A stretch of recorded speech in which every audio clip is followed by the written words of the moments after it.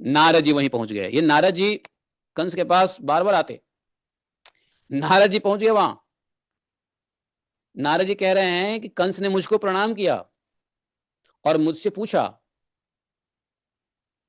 कि महाराज, मैं अपने बराबर के लोगों से युद्ध करना चाहता हूं, अभी तक पूरा नहीं हुआ। मुझे शीघ्र बताइए कि अब मैं किसके पास जाऊं, कौन है मेरे बराबरी जो युद्ध कर सकता है। तो नारद जी कहते हैं, मैंने ही बताया कंस को कि तुम जाओ उसके पास। अब तुम उसके पास जाओ। किसके पास? किसके पास जाओ? वाणासुर के पास जाओ। हैं? तुम्हारे बराबरी का हो सकता है कि वह तुम्हारे बराबरी का निकल जाए, जाओ उससे तुम लड़ो। नारद जी क्या कह रहे हैं मालूम है? नारद जी कह रहे हैं, मुझे तो युद्ध देखने का चाव रहता ही है। नारद जी को युद्ध देखना पसंद है। कह रहे हैं, मुझे तो युद्ध देखने का चाव रहता ही है।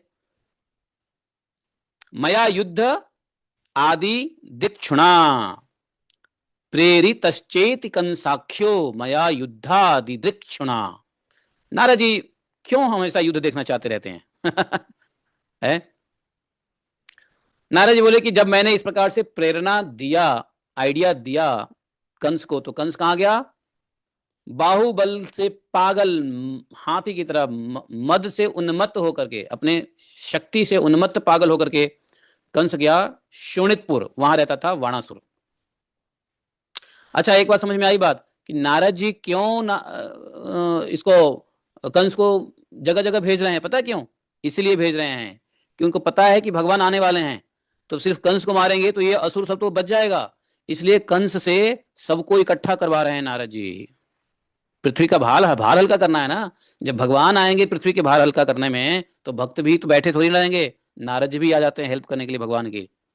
और नारद जी क्या करते हैं? कंस को भड़का भड़का के, हर जगह भेज भेज करके, सभी दुष्ट दैत्यों को कंस का सेवक बना देते हैं, ताकि इस कंस के मरने से पहले कंस अपने सेवक को भेजे मरने के लिए, और फिर भगवान सबको मारे और फिर कंस का अंत करे।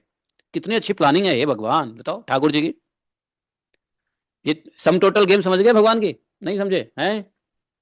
तो नारद जी इसलिए कह रहे हैं कि मुझे तो लड़ाई में आनंद आ रहा है। क्यों लड़ाई? इसलिए आनंद आ रहा है क्योंकि कंस जीत जाता है और कंस अपना सेवक बना लेता है, और फिर भगवान के लिए तो बलि का बकरा बनाएगा ही कंस सबको।